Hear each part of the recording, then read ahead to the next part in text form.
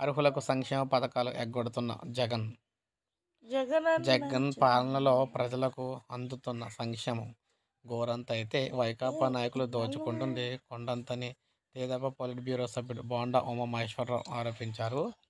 మంగళగిరిలో శనివారం విలేకరులతో మాట్లాడారు. అన్ని పథకాల్లో అర్హులకు ఆర్థిక సాయం అందించకుండా ప్రభుత్వం కోత పెట్టింది. రాష్ట్రంలో 84 లక్షల మంది విద్యార్థులుంటే కేవలం 44 లక్షల మందికి అమ్మఒడి సాయం చేస్తున్నారు. 50 లక్షల మంది కాపు సామాజిక వర్గం మహిళలుంటే 2 లక్షల మందికే కాపు నేస్తం అందిస్తున్నారు అని చెప్పేసి అన్నారన్నమాట. సో ఇది ఎంతవరకు కరెక్ట్ అని చెప్పేసి అన్నారు. సగం సగం కాకుండా జగనన్న అమ్మఒడికి సంబంధించి ఎవరైతే 84 లక్షల మంది విద్యార్థులు ఉన్నారో వారందరికీ కూడా ముందు చెప్పినట్టుగా ఒక్కొక్కరికి 15,000 రూపాయలు అయితే జమ చేయాలని చెప్పేసి వీరు అంటున్నారన్నమాట. సో అందుకే వీడియో చేయడం అయితే జరిగింది. ఎవరైతే ఇలా ఉన్న స్టూడెంట్ ప్రతి ఒక్కరికి 15,000 ఇవ్వాలంటారో వారందరూ కూడా ఒక లైక్ చేయండి. అలాగే మన ఛానల్ సబ్స్క్రైబ్ చేసుకోకపోతే సబ్స్క్రైబ్ చేసుకోండి. ఇలాగే పథకాలకు సంబంధించి లేటెస్ట్ అప్డేట్స్ మీకు అందిస్తూ ఉంటాను.